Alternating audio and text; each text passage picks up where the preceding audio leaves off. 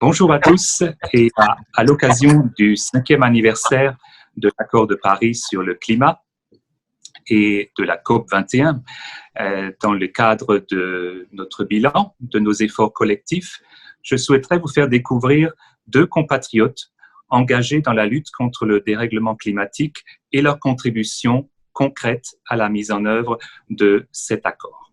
J'espère qu'en partageant ces initiatives inspirantes, cela nous rassemblera encore davantage dans cette dynamique portée par la France. Chacun, en effet, peut être acteur du changement et d'une plus forte ambition. Avant de vous présenter ces compatriotes, je vous invite également à visionner notre autre vidéo que vous trouverez dans la description de la présente vidéo et de notre chaîne YouTube, qui porte sur les actions locales de notre équipe ici dans l'ouest du Canada ces dernières années.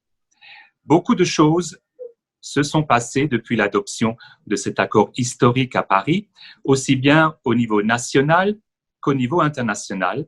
Et je remercie notre attachée de coopération scientifique et universitaire, Chantal Barin, de revenir sur les événements marquants de notre engagement dans la circonscription. Alors, bonjour Laure Dupuis, vous êtes cofondatrice de Rethink Together. Et bonjour aussi à Aloïs Gallet, vous êtes le cofondateur de Albor Pacific et Econova. Alors, je donne la parole à Laure, s'il vous plaît. Oui, bonjour Monsieur Sutter. Un grand merci en tout cas de nous avoir donné cette opportunité de parler aujourd'hui. Benoît Liéger et moi-même, nous avons co-créé Rethink Together à Vancouver il y a un peu plus d'1 an et demi. Et Aloïs? Oui, bonjour. Merci également de me recevoir. Alors, moi, j'ai créé une société avec Alexa Camargo, mon associé, qui s'appelle Albor Pacific en 2015 et qui s'adresse aux entreprises. Et on a également créé une organisation à but non lucratif, une OBNL, Econova Éducation, qui travaille avec les écoles. Parfait. Alors, Laure, peut-être vous pourriez nous présenter ce que vous faites avec les consommateurs, les hôtels et les restaurants, s'il vous plaît. Rethink Together, c'est une entreprise donc canadienne de conseil en développement durable avec une expertise dans la prévention du gaspillage alimentaire. Donc notre mission, c'est d'inspirer et d'aider les entreprises, les consommateurs et les décideurs politiques à comprendre que la nourriture est trop précieuse pour être gaspillée. Faut savoir qu'il y a 1/3 de la nourriture qui est produite mondialement qui n'est jamais consommée. Si le gaspillage alimentaire était un pays, il serait le 3e plus grand émetteur de carbone au monde. Donc nous, concrètement, nous offrons une technologie de mesure ainsi qu'un programme de certification pour aider les hôtels et les restaurants à réduire leurs coûts, à tendre vers le zéro gaspillage alimentaire. Merci beaucoup et bravo. Alors Aloïs, est-ce que vous pouvez nous parler des programmes que vous avez mis en place dans les écoles et le retour qui est le vôtre? Oui, avec plaisir. Donc, les programmes qu'on a lancés avec Econova, donc ce sont des programmes d'éducation à l'environnement et au climat. On insiste de plus en plus sur le climat. On a commencé ça en 2016. On a commencé avec 3 écoles de Victoria, Kelowna et Comox. Et ensuite, on s'est développé avec une 50aine d'écoles aujourd'hui. Et on propose notamment des ateliers dans les écoles qui sont très courus, très demandés. On se déplace dans les écoles pour faire une animation et lancer un projet de classe. Donc, on pense que l'écologie et l'environnement, ça ne doit pas être abordé comme juste une matière dont on parle quelques heures, mais qu'il faut lancer des projets de classe qui s'étalent sur plusieurs semaines, plusieurs mois, pour permettre aux élèves de s'imprégner un petit peu et de la magie et des enseignements. Et cette année, on insiste beaucoup sur le climat, je vous disais, avec notamment 2 nouveautés.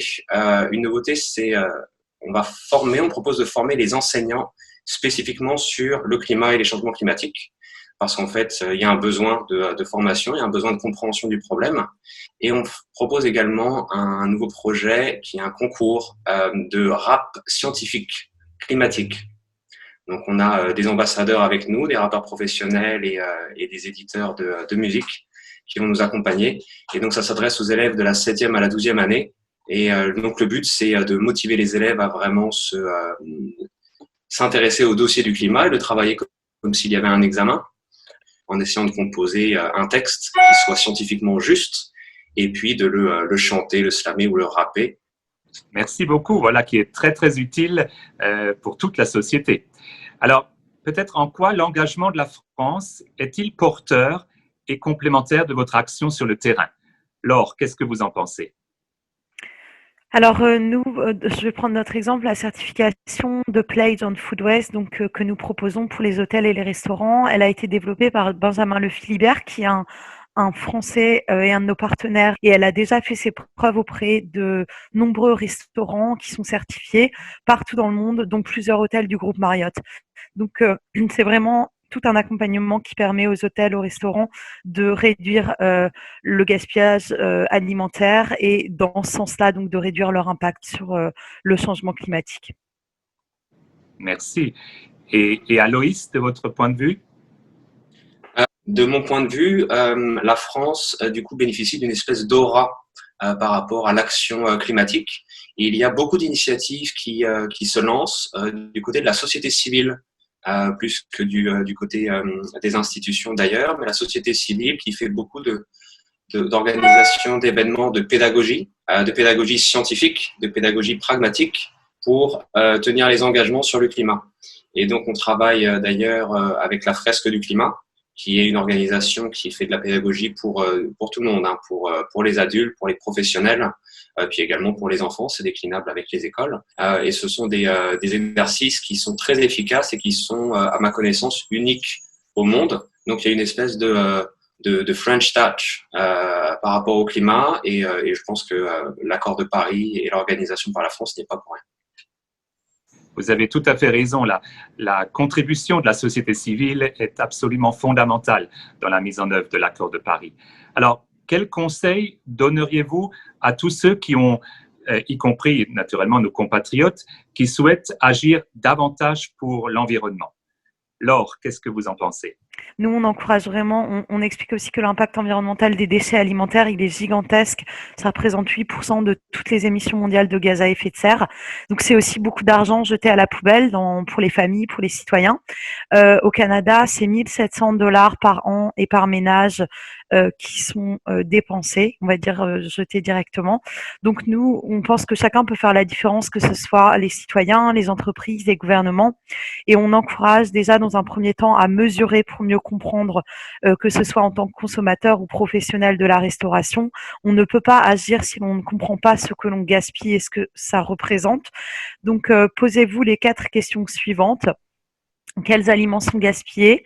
Où cela se passe? Pourquoi est-ce mis à la poubelle et combien d'argent cela représente-t-il? Si vous ne pouvez pas répondre à ces 4 questions, je vous invite à aller découvrir les solutions que l'on propose donc sur notre site web rethinktogether.com. Merci beaucoup, c'est très concret. Et Aloïs? Oui, je vais rejoindre Laure sur la méthode. Pour pouvoir régler un problème, il faut l'avoir bien compris. Et pour l'avoir bien compris, il faut l'avoir bien étudié. Et donc, il y a maintenant des manières ludiques d'étudier le problème. Et la fresque du climat, c'est un exemple. Il y en a d'autres, mais je pense que c'est le plus efficace. Et ça vient de France. Donc, c'est un atelier qui permet de bien comprendre la mécanique du changement climatique. Donc, comprendre. 2, donc, une fois qu'on a compris le problème, on peut mesurer l'étendue du problème ou l'étendue de son propre impact, ce qu'on appelle l'empreinte carbone, par exemple. Ça peut aussi se décliner avec l'empreinte écologique, qui est une mesure de surface. L'empreinte carbone, c'est une mesure de volume de gaz à effet de serre. Et la 3e étape, c'est d'agir. Et puis aussi faire l'inventaire de tout ce qu'ils peuvent faire dans leur quotidien. Donc voilà, comprendre, mesurer et ensuite agir. Et il y a plein de moyens d'agir. Merci encore une fois à vous, Laure et Aloïs, et bien sûr à vos cofondateurs pour votre temps et votre engagement au service de la société et pour le climat. Comme toujours, nous sommes à votre écoute et n'hésitez pas à vous manifester ou à vous signaler d'autres actions ou des compatriotes qui se distinguent dans leur engagement dans la lutte contre le changement climatique ou toute autre priorité, bien sûr, que nous partageons entre la France et le Canada. Alors ensemble, continuons à protéger notre environnement pour notre génération et bien sûr les générations futures. À très bientôt. Merci à tous.